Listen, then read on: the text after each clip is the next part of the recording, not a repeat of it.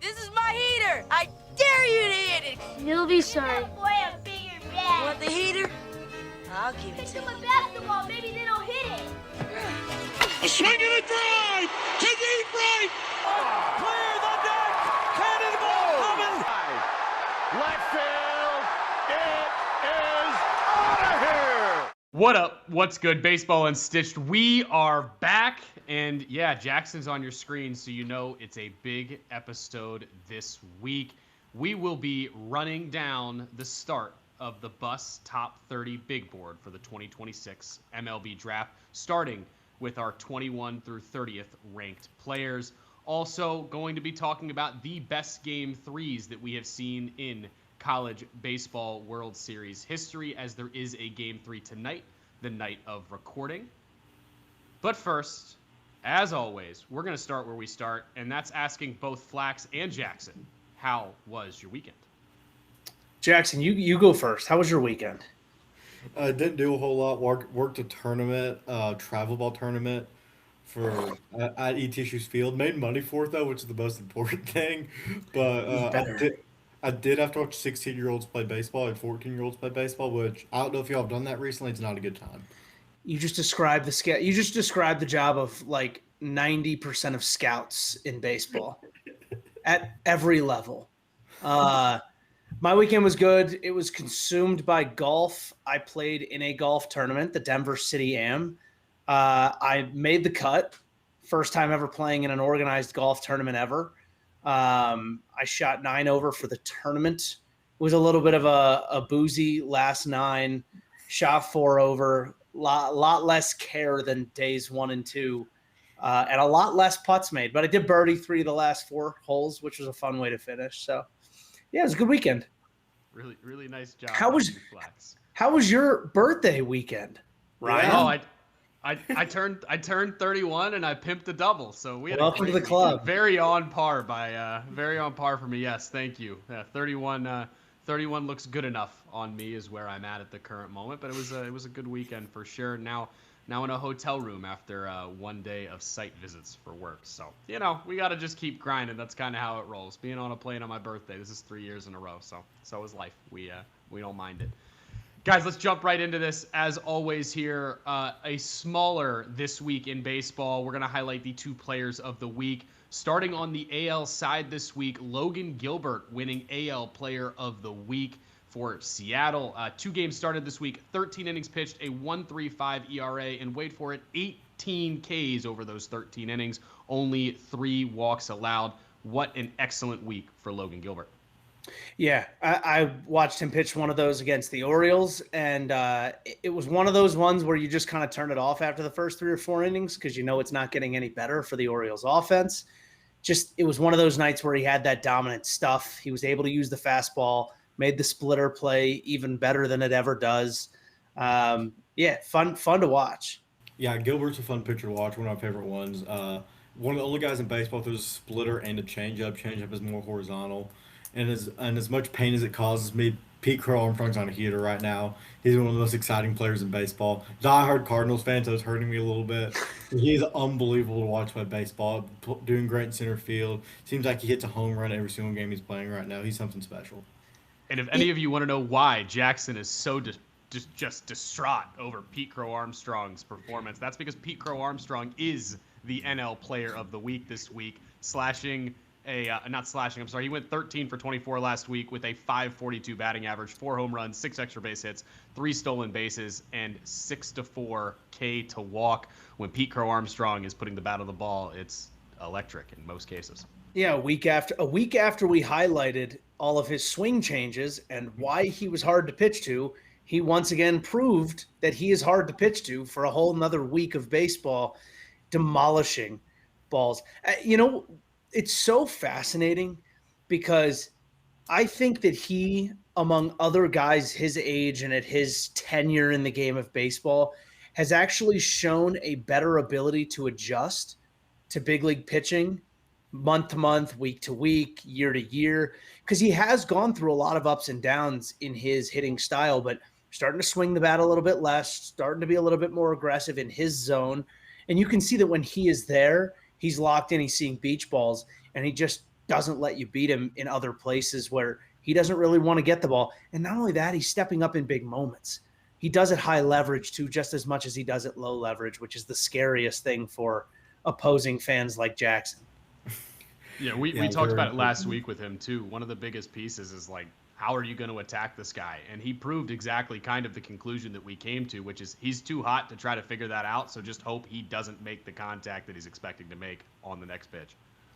All right, moving into our big board here, the top 30 for Baseball Unstitched in the 2026 draft.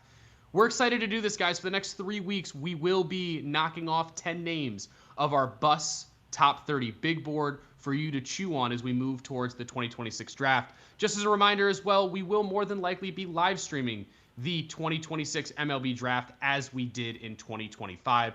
So come hang out. Make sure you throw it on your calendar. Guys, let's start here at number 30. Cole Carlin out of Arizona State University, a left-handed starter, makes the list. We all had him right around this range, and when it averaged out, he ended up being our number 30 prospect. Let's move over to our pitching guru in Jackson Scudder. Jackson, tell everybody a little bit more about Arizona State's left-handed pitcher. Had a really good year this year, 14 starts, had a 3.64 ERA, 3.40 FIP, 39% K rate, 9% walk rate. We have him a little bit lower than consensus. He's usually around the 24-25 range. We have him at the 30 mark. Main reason for me I had him a little bit lower is I typically don't love college guys who just have a two-pitch mix. Carlisle fastball at 95-96, but has touched the 9900 mark. Adds in a really solid short gyro slider that is a plus pitch. Shows a curveball and changeup, but they're basically non-factors, so I kind of see him as a two-pitch guy right now. I still really like the arm. He needs to develop more pitches in order to be a starter. But I think right now I could see him being a really, really good plus reliever. But like I said, if he develops those pitches and becomes more consistent, he can become a good starter. I just think in college, his fastball and slider played so well that he did not need to add other pitches in. When I look at his makeup and his arsenal and how he gets guys out, it reminds me a lot of what you see from a guy like Liam Doyle last year, right? Hard stuff. Is able to use the fastball enough that the secondaries don't really matter all that much at the level he's playing at. And I think, unfortunately, it leads you to wonder what the floor ends up becoming at the next level. The stuff is really good, right? It's a professional pitcher. The question is, when somebody drafts him, do they draft him and use him appropriately, right? You're not going to take a guy in the first round and not have him be a starter at some point in time, at least early on.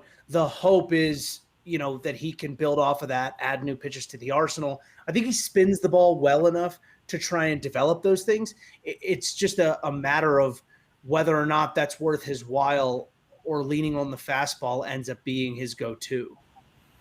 Yeah, I think this is a guy that I really love what he brings to the table here. I think it's one of those guys that we're going to see one of these pitching factories take an opportunity and a chance on just due to what his arm and stuff looks like.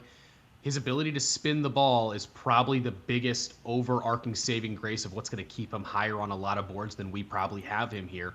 When I look at a guy like this, his ability to potentially develop something like a sweeper to go with the shorter gyro slider and use that as more of a bridge pitch, and then probably also develop something that goes into left-handed hitters, more than likely a sinker is actually where I'm aiming here.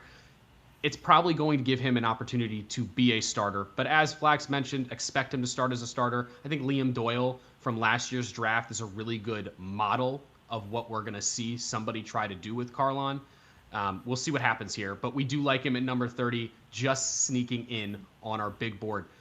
Guys, let's move to number 29 here, a guy that we were pretty high on, even higher than 29 at the beginning of the year, in TCU outfielder Sawyer Stroh-Snyder. Stroh-Snyder has shown the ability to hit the ball a million miles an hour, play good enough defense in the corners, but this year was not his best year at the dish across the board and did not put up the production numbers that we thought. Flax, what did you see from Stroh-Snyder this year? I saw him fall away from some of the adjustments that opposing pitchers were able to make against him. He plays in an offensive conference.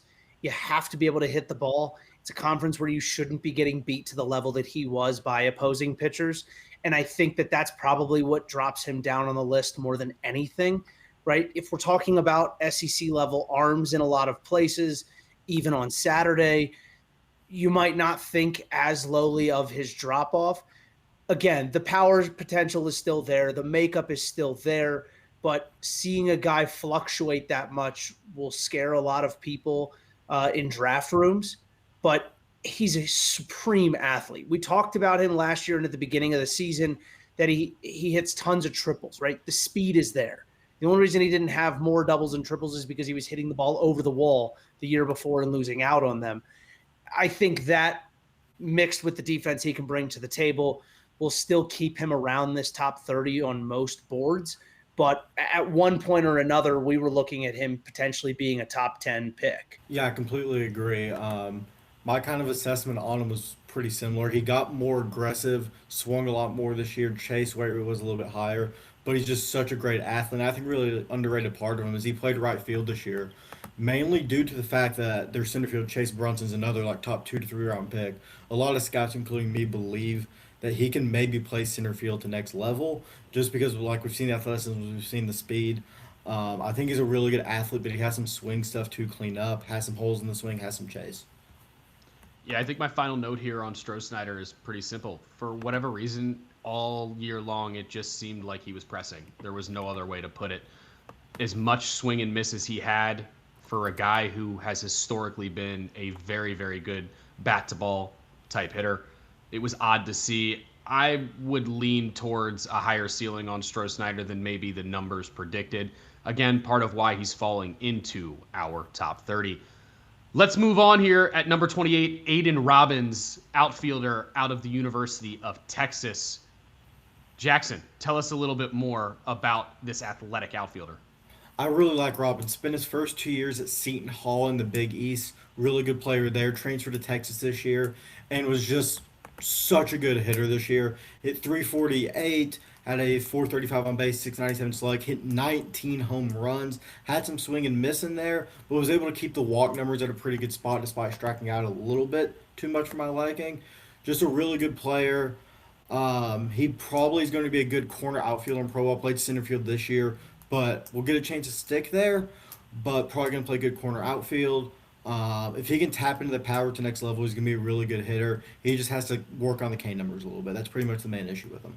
Yeah, I mean, he snuck 12 stolen bases in there, was pretty solid bat to ball across the board. I mean, you don't put up the numbers that he does in the SEC without having solid bat to ball skills.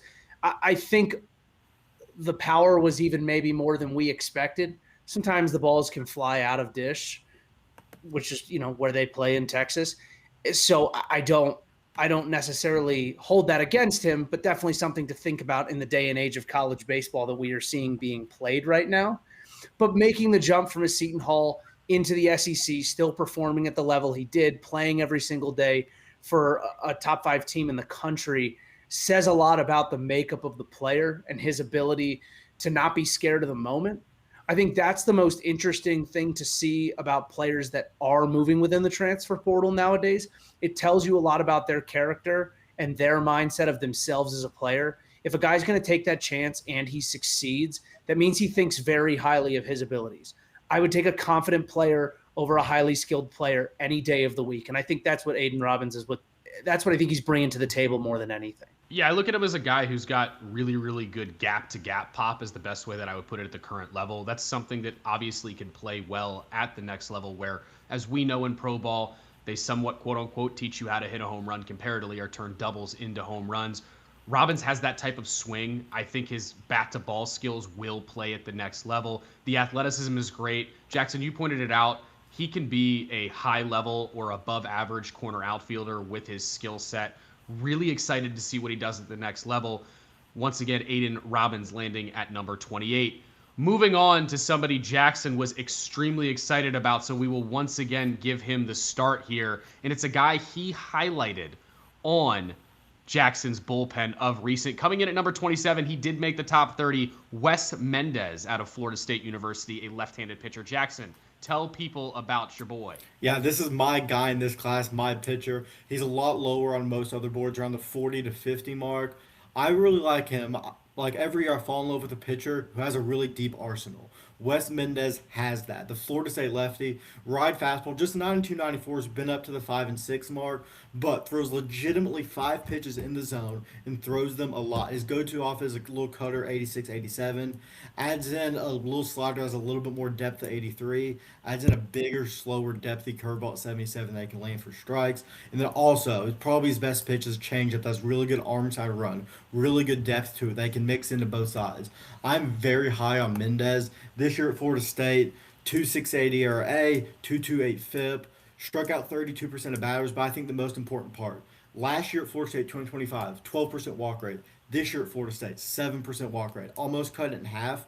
Got a lot better year to year. And I just really love guys with a deep arsenal. I think his pitchability is really high. I think he knows how to get guys out in so many different ways. He might not have the Cy Young ceiling that some of the other guys have in this class, but I think this is a guy that in a couple of years is going to be sticking in a 3-4 spot rotation and just eating innings where you're getting guys out and knows how to pitch. Yeah, I mean, he's a drive line guy. And I think that will probably be a reason he maybe lands in one place versus another. We're seeing that pipeline be of effect to how highly or lowly scouts think of players. But they did some crazy cutter development with him this offseason that led to the dominant year that he's had. And I think this is important to understand about him as a pitcher. Jackson, the thing you love is that he has an expansive arsenal. His changeup is already a 60 grade pitch. It's disgusting. But the fact that he now has something that goes glove side that fits with a fastball that he throws just a little bit harder in a similar tunnel is what allowed him to get a lot more swing and miss, allowed him to get a lot of bad contact. Talking about a guy who posted 125 Ks in 90 innings this year, which is disgusting, and a 102 whip. So not only is he not walking a lot of guys, but he's also not giving up a ton of hits to go along with it because he's getting a lot of weak contact, and he's doing it in a collection of a ton of innings for a really, really good Florida State team that I think probably would have ended up going even deeper this year had Miles Bailey not had the injury that he had. When I look at a guy like Wes Mendez, he is much more the long-term pitching prospect that we see of some of these other lefties that are now taking the step forward. I think you'll see him jump in velo really quickly when he gets to the professional level. He's going to lift weights a lot more. He's going to get a lot stronger. He's probably going to continue doing velo development. It's so common nowadays for these guys to jump 4 or 5 miles an hour at the snap of the finger 1 year after they get drafted. If he can pair that, bumping that cutter up to 91, 92, maintaining that changeup motion, it's going to be off to the races for him, I think, for a very long time. I think this is really one of those big points where we consistently talk about the fact that at this level anymore, we're not here to draft guys just because they have a 100-mile-an-hour fastball anymore. That's not what we're sitting around looking for. We're looking for legitimate pitchability because we understand that gaining velo is something that is done a lot easier than initially thought or has been thought of over the last X amount of years. Mendez's 5-pitch arsenal makes him a legitimate threat to be a 3+ guy at the major league level in your rotation relatively quickly because of his pitchability. I do want to note here too, last year Jackson's guy was another 5-pitch pitcher in Riley Quick, who has already made the jump to high A ball for the Twins. This is another guy who we expect to do the same thing. Final note on this one, Flax brings up the velo adding easily. Let's keep in mind that most pitchers at the college level who threw as much as Mendez did this year do not end up throwing directly after being drafted. Expect to see Mendez throw his first pro innings after the 2026 offseason, pending the CBA gets signed. Number 26 is a fun one. Landon Tomei. Yep, you know the last name. It is Jim Tomei's son. He is a prep shortstop out of Illinois. Flax, you had the opportunity to actually do a minor breakdown on his swing, showing how close it was to what his father's looked like in some of his best swings of his career. Yeah, from load position to swing, it's like a carbon copy, which is not shocking. right? Monkey see, monkey do.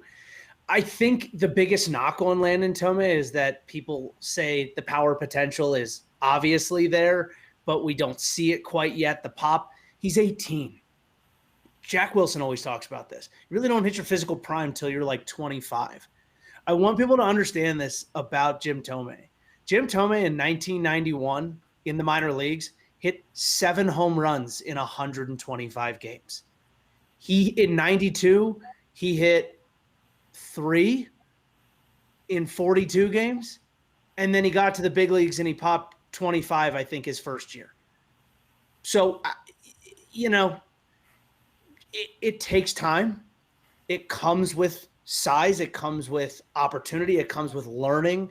And it comes with having a little bit of pace behind the fastball when you hit it, which is also really important that I don't think Landon Tome is seeing nearly enough of at the high school level right now. But, we talk about this all the time. A guy who grew up around somebody or people who played at that level know what it takes. The IQ level is just higher. The ability to take an at-bat, the ability to be smarter than those around them and then take the inevitable innate tools to be that great player. He's high on the list for me because I'll take that over not any day of the week. Yeah, I really like the bat to ball skills, kind of as Flack said. He's shown like a good ability to see the ball, hit the ball. Power numbers haven't the power has not been great so far in what we've seen. But like Flack said, he's 18. We don't know what it's going to look like in 2 to 3 years. There's a chance in 2 to 3 years that this guy's a rookie of the year hitting 25 home runs. For the Indians would be really cool, by the way. That would just be awesome. Just pointing it out. You can pick one of 10 teams. Jim Thome literally play. I mean, he's going to get drafted 41st overall by the White Sox. I just want that to be known. Defensively, has been playing shortstop mainly. Pretty much like every prep guy, shortstop or center field. Some people not sure if he can stick there long term. If not, a lot of people like his ability to be maybe like a super utility guy.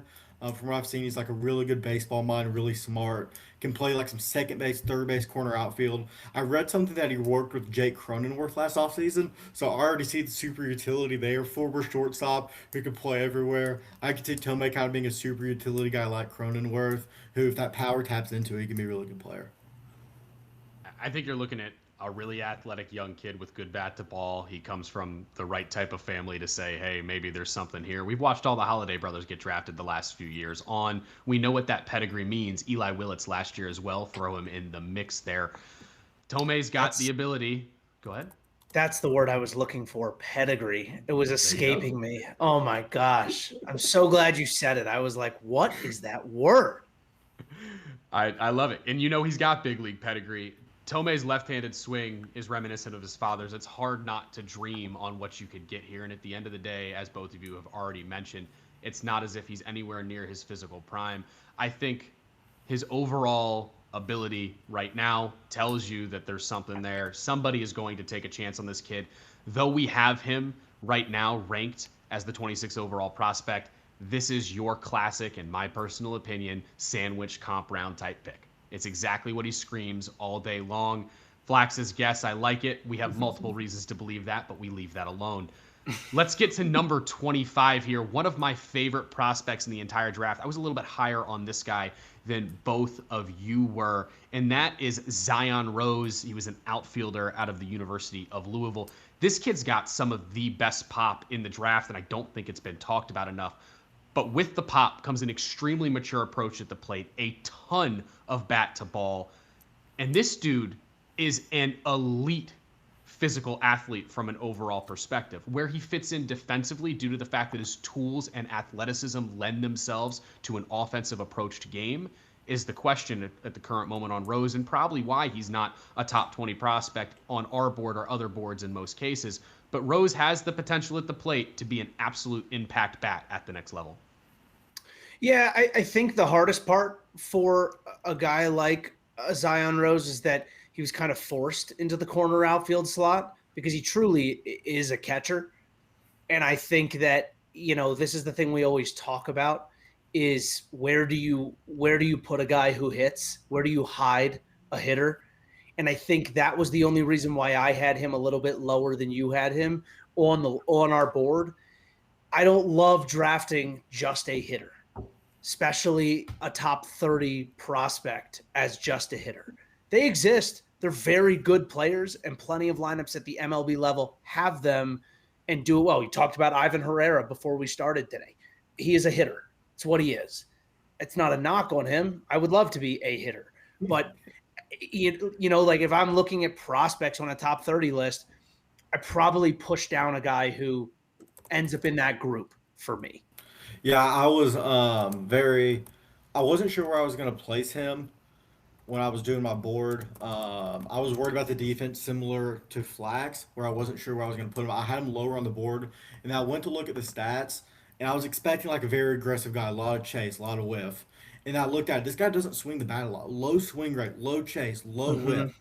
And like at that point, I got my hand like, he's such a good hitter, 6'1", 210, ton of raw power. I think he might be able to play decent first base, decent left field, although I am very worried about where he ends up defensively. But I think the bat to ball skills on top of the raw athleticism, the raw power is so good that I couldn't help but put him in like the top 25. I think I have him at like 24 on mine. I really like Rose. I think he's just such a mature hitter who knows how to hit, who knows how to take a good at bat, but also has the ability to be 25, 30, 35 home runs if he can tap into it enough.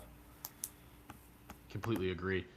Guys, this next hitter, our next outfielder, is one of our most debated players in this entire draft and has been rated much higher than what we have him on our board. Eric Booth Jr., a prep outfielder out of Mississippi. His dad was an elite college football kick returner. Booth Jr., very simply, is what you want out of a high school prospect from a standpoint of MVP upside. There is no questioning whether or not this kid has the overarching raw tools, raw athleticism to be a five-tool player at the highest level. The only question is the fact that when we all look at his swing and we've analyzed what he's done at the current moment, only at 17, of course, the swing is long, maybe complicated is a good word for it, which is a little bit scary because we all know how hard it is to teach hitting at the highest level. However, there is no questioning the potential athlete and player that Booth Jr. could be at the highest level, and it's why a lot of people have him in the top 10 of their own boards. Yeah, I mean, super high athleticism, right? I don't love the swing just from a hitter's perspective. Tons of head movement, very quick in and out of the zone bat. The bat in and out of the zone reminds me a lot of Chase DeLauder. The only difference is that DeLauder's body is not moving towards the pitcher's mound nearly as much as Eric Booth Jr. is. I think it's one of those things where if you see him as a young developing bat, it's the traditional load on the backside, stack everything, lean forward to get some power. These are the kids who go from at a young age showing way more raw power than anyone else because they learn how to use their body. Their hand-eye coordination is excellent comparatively to other kids their age, and they take advantage of that. As speed goes up, as pitchers get better, as spin increases on the ball, it becomes harder and harder to do that and be successful. If you can get to him and say, hey, let's learn how to hang on the backside a little bit more and use more of a rotation, use more of our quickness to create the power, which I still think he has the capability of doing, you might see him get a little longer through the zone and actually get some extension with the barrel. The hard part for me is, like, do you take a chance on a guy like that and be the one to develop it? Or do you let him go to Vanderbilt, let them develop it because they've shown that they know how, and then be okay drafting him in 3 years? I kind of lean towards the latter just because I'm so much more pro college hitter than I am high school hitter, but I've always been that way. Yeah, when I see him, as much as it scares Ryan, it gives a little bit of Elijah Green vibes. Just the crazy good athlete out of high school. I had him a little bit higher than y'all, for those who don't know. Booth, 6', 207. Has been clocked at a 6'3", 360. He can absolutely fly, and I think he also is going to play really good center field, kind of regardless of where the bat ends up, which makes me think even if the bat gets to a decent part, he might be able to play a good center field and stick out of bottom of the order if the bat doesn't reach its full potential. But I saw the same thing with the swing that y'all did, worried about the hands, worried about him maybe having trouble reaching the top of the zone fastballs, which as soon as you get the pro ball, the first thing they're going to do to you is we're going to throw you fastballs, Let's figure out if you can hit him right away. And I think he might have a little bit of trouble with that right away. I think there's a lot of work to be done with the swing, but I think he has the upside of like an Acuna. He has the upside of one of those guys who can steal a bunch of bags, play a good outfield, has a bunch of power, but it's going to take him a lot longer to reach that upside. Yeah, the final note here with Booth is really the fact that Eric Booth Jr. might have the highest ceiling in the entire draft in the first round. Unfortunately, with that high ceiling, as per almost always, comes with an extremely low floor at the end of the day. He will be one of the best potential risks that anybody takes in the 2026 draft. Let's move over to Jackson's highest rated player of this segment. Jackson had this guy at number 20 on his personal big board. That would be Cade Townsend out of Ole Miss, a right-handed starter. Jackson, tell people about Townsend. Just a sophomore, has pitched 2 years at Ole Miss. Had a decent first year, got better this year. 3.81 ERA, 3.49 FIP, 32% Ks. Cut down the walks from 12% to 7%, which again, I mentioned that with Wes Mendez earlier. I really like a guy who can learn how to cut down on walks, learn how to be a better pitcher. This is another guy, deep, 5-pitch arsenal. Fastball 95, 96, a nice hard cutter. Shows a slower, more horizontal slider, not a sweeper, just kind of shorter at 85. Adds in like a big true, like 12-6 curveball, and it has a little depthy splitter, kind of a very north to south pitcher. Not a lot going left to right, but I also like the north to south guys. They can typically produce more whiff, uses all the pitches with ease. And I think he has a really high ceiling while also kind of being the guy who I think can pitch right away, just because I like the pitchability. But I think he can also, as Flax mentioned, add some velo and be like a 97, 98, 99 mile an hour guy and still use those 4-5 pitches comfortably like he is now. Yeah, early into the season this year, he went into Knoxville and shut down what was supposed to be a pretty solid volunteer offense. He threw 6 innings, went against Tegan Coons, 6 innings, 1 hit, 2 walks on the day.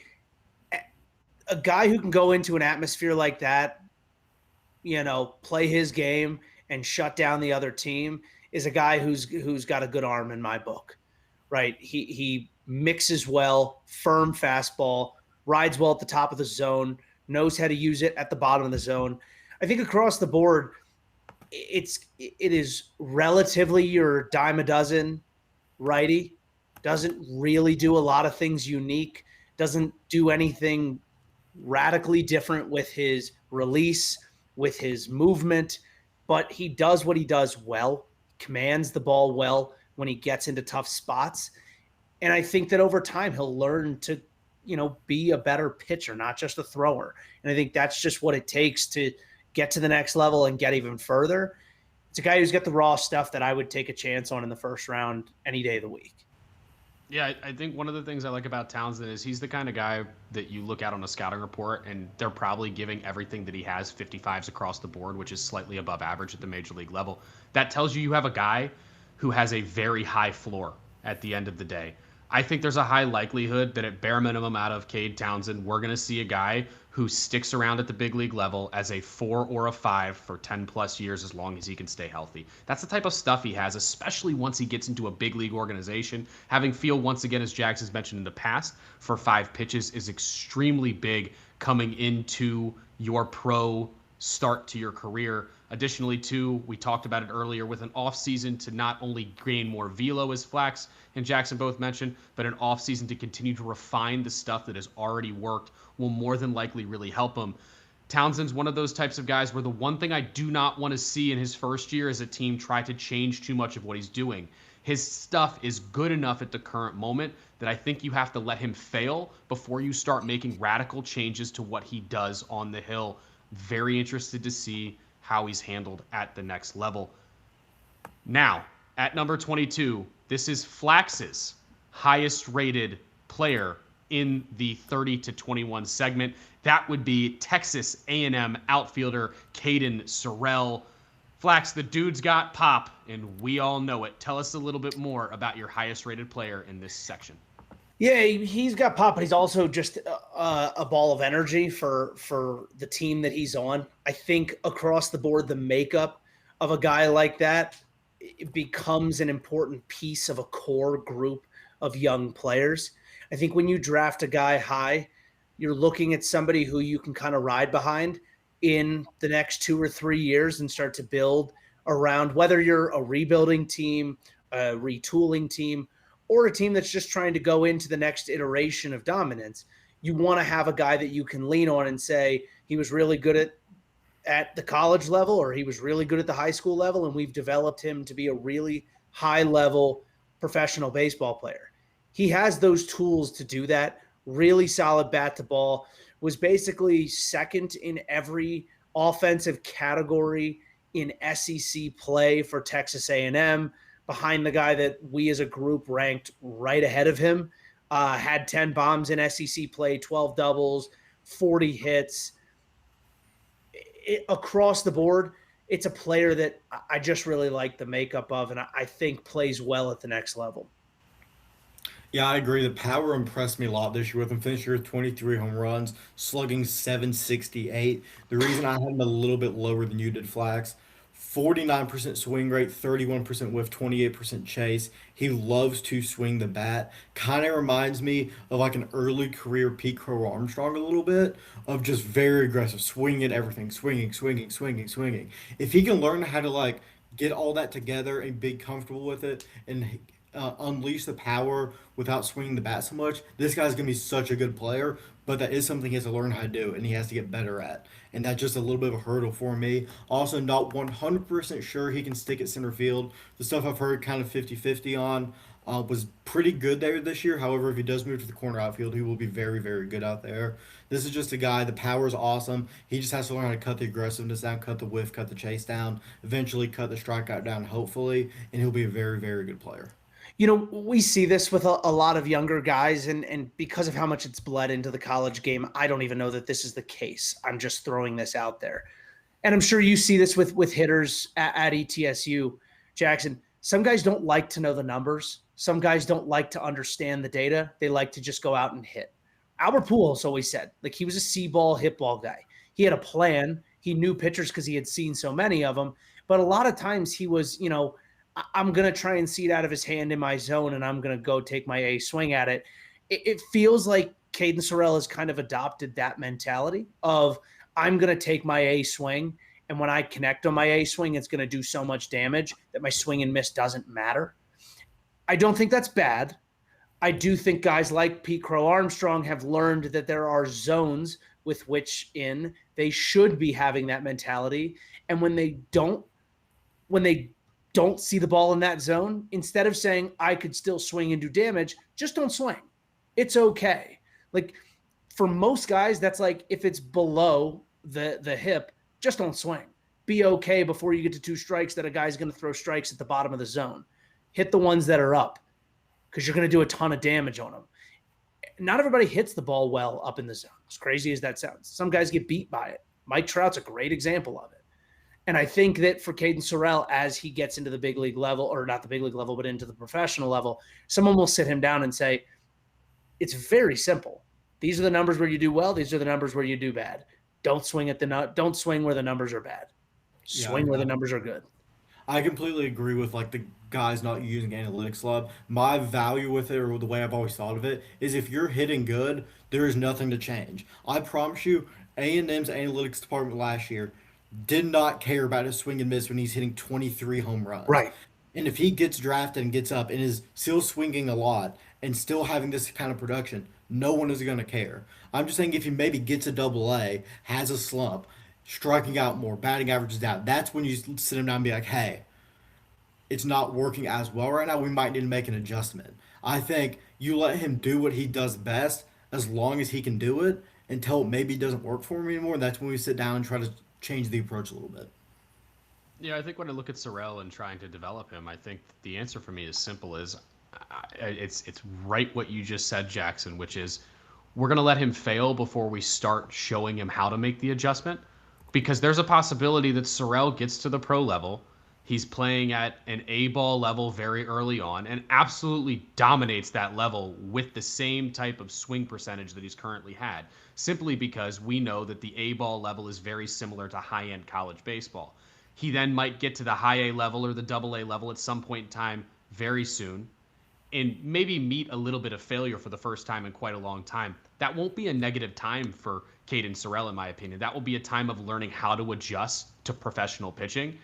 And I'm hoping that the model to develop him includes allowing him to continue what he's doing prior to making that change, because I don't know that there's a reason to attempt to make that up front, as both of you have already stated. Again, 30 home run plus potential on this kid. I've got nothing negative to say. He's a potential also plus outfielder at the corner outfield position, and could even be a Gold Glove conversation type guy at some point in time later on in his career in the outfield.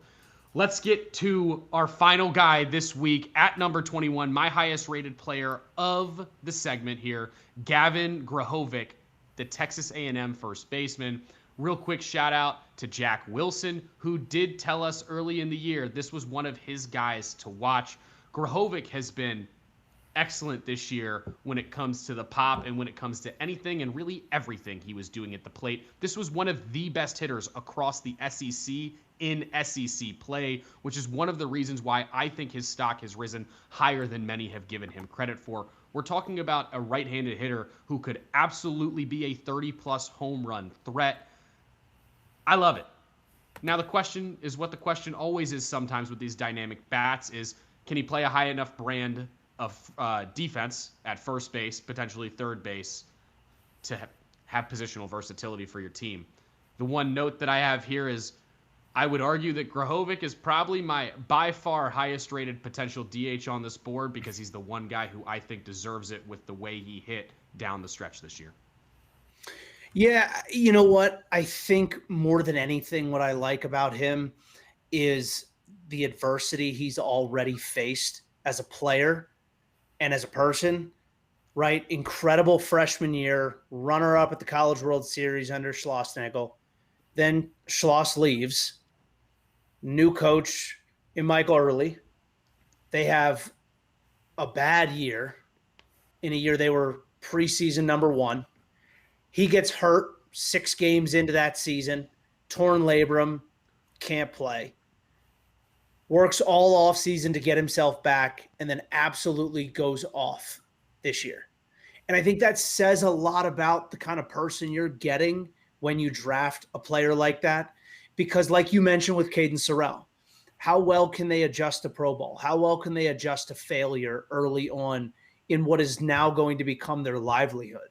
And I think when you take a player like that who has the ability to wade his way through adversity and come out the other end so successful, it's a guy that tells me the talent is there. It doesn't come without the hard work. I'm not getting a guy who's going to push away and say, I don't care. Hopefully I'm good enough to do this. It's a guy who's going to work for everything he's going to earn by the time it's all said and done and he hangs up the cleats. Yeah, I completely agree. This guy's just a pure hitter, as Ryan mentioned. He knows how to hit the ball, good bat-to-ball skills, incredible power. I could see a real world where he becomes like a Schwarber, 30-plus home run guy. Was a little bit over-aggressive this year, but didn't get himself in trouble with it. Kept the strikeout rate at just 15%, the walk rate at just 9%. The reason I have him a little bit lower than some guys in Koenig Sorrell is the fact that he is the first baseman. When you look at a guy like Sorrell, as I talked about earlier, has the potential to be a Gold Glove corner outfielder. You don't have to hit as well if you are a Gold Glove corner outfielder. In Grahovic's spot, Grahovic has to hit to be a big leaguer. Now, there's a very good chance he's going to hit very well and be a big leaguer. It's just going to take that extra little bit more for him to get there than it might for some of the other guys on this list who play more premium position defensively or have a really high upside defensively in certain spots. Love it. Love it, love it, love it across the board. That was number 30 through number 21 of the Bus 2026 Big Board. Make sure to join us next week to find out who we've slotted at number 20 to number 11 on the Big Board this year. Guys, let's keep moving right along here. And he's already on the pod today on this recording. Jackson Scudder, ladies and gentlemen. Let's move to Jackson's Bullpen, your favorite segment and our favorite segment. Jackson, tell us something new. All right, boys, welcome back to Jackson's Bullpen. Time to talk some even more pitching today. Decided to steer away from college today, even though I do love talking about it a lot, just because a lot of college talk today. I just went for normal, like, leaderboard talk. I went for some of the hottest pitchers in the game right now. I looked on Fangraphs in the month of June, only 7 pitchers have 10 plus innings pitched and a sub 190 FIP. So I just wanted to read out the list and then talk about a couple of guys on the list. I think there's some really interesting names on here. First off, the lowest FIP in this span, surprise to none, Jacob Mizorowski, 106 FIP in 22 innings pitched. Dylan Cease, 120 FIP. Drew Rasmussen, 125. Sean Newcomb, 156. Stephen O'Kurt, 165. AJ Blueball, 183, and Jack Flaherty, 188. So, to dive into a couple of these guys a little bit more, Mizorowski, simply, that's what we expected. I'm not going to go too much into him. We had a full segment on him like a week or two ago. It's Jacob Mizorowski. The guy's awesome at pitching. Cease, though, however, he's on pace for his best season since 2022. Has a 2.71 ERA, 2.38 FIP with a 36% K rate right now. He's kind of living up to the upside that the Blue Jays saw in him when they signed him to the big deal this offseason. And I think it's really promising for the Blue Jays to see where he's at. Drew Rasmussen, in my opinion, is the most underrated pitcher in baseball right now. 2.59 ERA this year with just a 4% walk rate. Career 2.85 ERA, and this would be his 6th straight season with a sub-3 ERA. Some injury-riddled seasons in there a little bit, but this guy goes out there and pitches every single night and is awesome. Sean Newcomb, he's found his role as a elite multi-inning reliever guy. Guy early in his career with the Braves, high prospect. Struggled a little bit, got traded to the A's, struggled a little bit. Found some success last year, and this year the White Sox signed him over. 29 appearances, 45 innings pitched, 2.51 FIP. He's 33 years old. He's gained new life. Multi-inning reliever, kind of a guy that can go 1, 2, 3 innings, sometimes spot start guy. He's done a really good job. O'Kurt, another guy, 34 years old. Struggled for the Twins for a while. Got to the Astros, 3.01 ERA last year, 2.48 this year. He's just kind of an elite one-inning guy, 36 appearances. 36.1 innings pitch. He's going to go throw an inning in the 7th. He's going to throw a clean inning, and you're going to get him out of the game if you're really good about it. Last guy, or two more guys. Woodball, another Houston Astros reliever. Second-year guy, just 25 years old. 3.78 ERA in the year, but has caught fire in June. It could be a good option for him going down the stretch. Flaherty might be the most interesting guy in this whole list. Struggling as a whole in the year, 5.35 ERA, but has a 4.1 FIP. Was off to an awesome start in June, as I say, with a 1.88 FIP, but now on the 15-day IL, got hurt. Detroit needs him to keep pitching this good down the stretch for them to make a run, or potentially be traded at the deadline, like we've seen Flaherty have been done multiple times over the course of his career. Yeah, I love it. Look, Dylan Cease is everything that he's been expected to be, at least north of the border at the current moment. He's the one that I'd like to highlight at the current moment, simply because what we're seeing from Cease is even more confidence in the zone on a regular basis. We've always known what Cease's stuff was. It was his ability to consistently challenge hitters in the zone that was really affecting his overarching production numbers. And the Blue Jays cut through all the lines and all the tape and said, we believe this guy is who we think he is. And sure enough, being confident and challenging in the zone with elite stuff metrics, surprise, surprise, is showing what Dylan Cease truly can be from a production perspective. Now here's the catch. Just because you have great stuff doesn't mean it's always going to play. But Dylan Cease is the type of guy who has always been a 30-plus K percentage guy. He just can't walk 10-plus% of the guys that he's facing at the end of the day. Not doing that this year. Cease has looked great. Really excited to see how his tenure continues in Toronto. Yeah, I think for me, the biggest thing, and we talked about this in the offseason when everybody was talking about, the Orioles needing a starting pitcher, an ace. Everybody wanted them to go after Dylan Cease. He had a quintessential Dylan Cease first inning tonight, right? Walks a couple of hitters, gives up a couple of hits, goes down 1-0, bases loaded, and then gets Yainer Diaz to ground into a double play, inning over. But he's always one pitch away from someone hitting a grand slam, and all of a sudden it's 5-0 in the first inning, and Dylan Cease is going to give you 4 innings of 97 pitches and 5 runs. It happens from time to time. There are stretches where it happens more often than it doesn't. That's just the scariest thing about how much he leans on stuff. It almost reminds you of like early Trevor Bauer, where he really didn't care about command. He just wanted to strike out as many guys as possible because strikeouts are better than balls put in play, I guess. I don't know. I like Dylan Cease. It's just not my brand of baseball. Shocker flax, shocker to us all. He thinks strikeouts are fascist. It's just a waste of time. It's a waste of energy. I love strikeouts. You don't have to deal with the dumb fielders behind you. Just play. Yeah, that's right. That's right. Stupid defenders. That's exactly what he wanted to hear tonight. Jackson, good topic this week. Yeah, appreciate y'all having me on for this one. Let's finish out the episode with me staying on this time. Love to hear it. Love to see it. Let's go. We love to see it too. Tonight, as we're recording at the current moment, is Game 3 of the 2026 College World Series.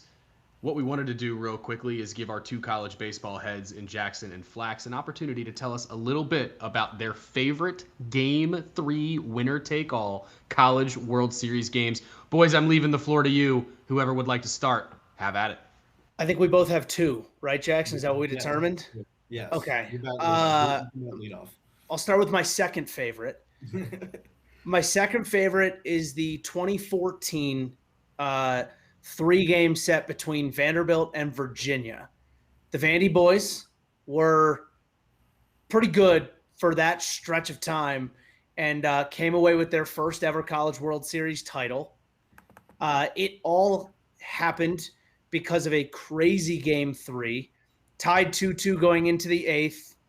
Vanderbilt hitter takes 97 up and in, out over the left field wall. They take a 3-2 lead in the top of the eighth. And then in the bottom of the eighth, when Virginia gets bases loaded, one out, ground ball back to the pitcher, gets the out at home, gets the next out, and then a clean ninth inning, Vanderbilt takes home a national championship. Now, funny enough, the following year, Virginia did the same thing to Vanderbilt and took home a College World Series title, beating them in a Game 3 a year later. So all is fair in love and war. Jackson, what's your number two of your two? I'm going number 2 mainly just because this might be number 1 in a lot of people's books, but it just hurts me personally. It hurts my soul a lot. That's Oregon State and Arkansas.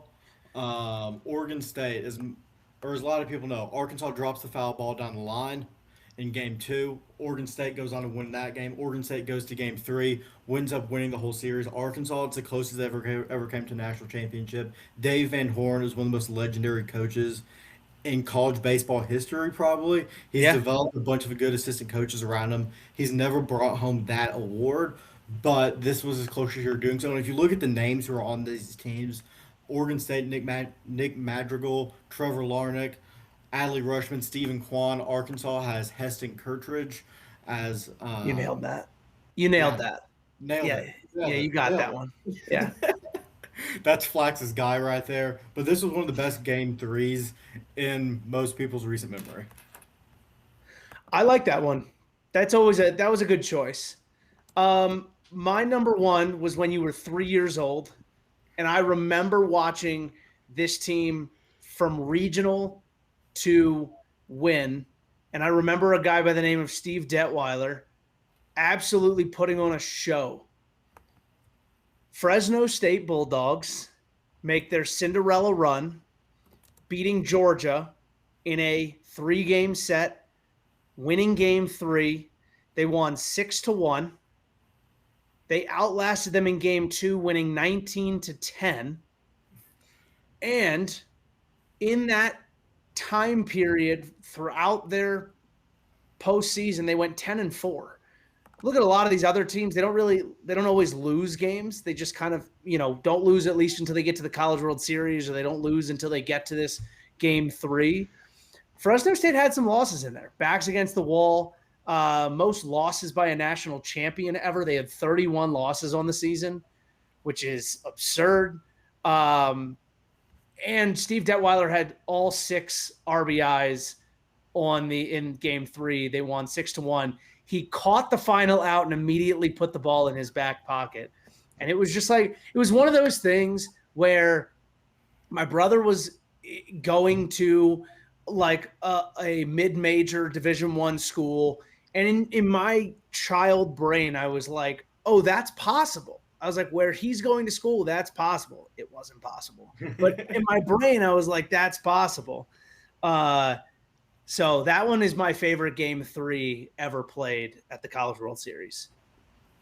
For me, it comes like similar mindset, but it's kind of the my era version of it. Sure. That's Coastal Carolina in 2016. This was this was the last mid-major to win the whole thing. This is a team that's still very good to this day. Coastal Carolina, legendary program. In that year, they get to face off against Arizona. Game one, they lose 3-0. They get shut out. Most people in their brains are thinking, mid-major team doesn't belong here. Get shut out game one. They're not supposed to be here. Next game they turn around. They win 5-4. They force a game three, 1-run game. Still, most people back to their brain. They get lucky, 1-run game. They can't do it again. They turn around. Game three, they go runner to finish it out, and they win 4-3, win the whole thing. This is one of the best stories, one of the best runs in college baseball history. Coastal Carolina's the last mid-major team to win it, and as Flag said, it gave a lot of hope. Like, I'm a mid-major guy myself, I'm a mid-major school. Like, we've talked about the Coastal Carolinas, the Fresno State, Stony Brook making the run, didn't end up winning it, made the run to the College World Series, Murray State last year. This Fresno State, this Coastal Carolina team all laid the blueprint for all the other mid-majors to show, like, hey, like, it can be done. Like, teams can make a run. You can go do that. It's possible. And I've always found it very impressive to see. Fun fact of this game, Bobby Dahlback, future Red Sox, pitched for Arizona in this game. Just going to point that out. That's my last thing to bring up. Hey, listen, can't look past some other mid-major teams. Right? Didn't Kent State make their way to a College World Series? If I'm not mistaken, in 2012. Yeah, there you go. The year before I got to Kent State, the Golden Flashes did make a run to the College World Series. Yeah, we can't forget about Kent State. They made it there as well. Alma mater, baby. Alma mater. Awesome. Really nice job there, guys. All right, let's move on to final thoughts here. Jackson, any final thoughts today? Not a whole lot. Just pay attention to the draft. I love the MLB draft. It's my favorite thing. I appeared on Braves Today podcast a couple days ago. Go check it out, talking about the draft. Hoping to get a couple more appearances on some. The draft is my favorite time of year. And this is probably the most I've known about a draft since I've been alive. I've done a lot of research into it. So it is the future stars of the game. Pay attention to it. Your first round pick of your team matters a lot. Whether he gets traded in a year and a half at the deadline or ends up being an all-star. Pay attention to them when we draft. It's my favorite time of the year. I love it. My final thoughts this week, I don't think I really have any, to be honest. I guess just be sad that the college baseball season will be over after today, but happy to know that a lot of professional baseball is still going on. We are, maybe 35% of the way through the season? I think we're a little bit more than that, regardless of being a You're little not bit counting more postseason. than that. Regardless of a little bit more than that, I completely agree with you. My final thought's simple: don't pimp doubles. That's about all I got at the current moment, guys. Yeah, there's a lot of blackmail on me out there right now for any of you who want to go find it. That's all we got for you guys today. Thank you so much for hanging out with us. As always, another great episode here of Baseball Unstitched. Make sure to like, follow, and subscribe across the board. Share the podcast on your favorite listening platforms to all of your friends and family, Spotify, Apple, or YouTube. And of course, make sure to come say hi to the rest of the group, me, Flax, and Jackson, on your favorite social media platforms, X, Twitter, Instagram, YouTube Shorts, TikTok, really wherever you digest baseball content. But as always, we leave you where we leave you. Have a great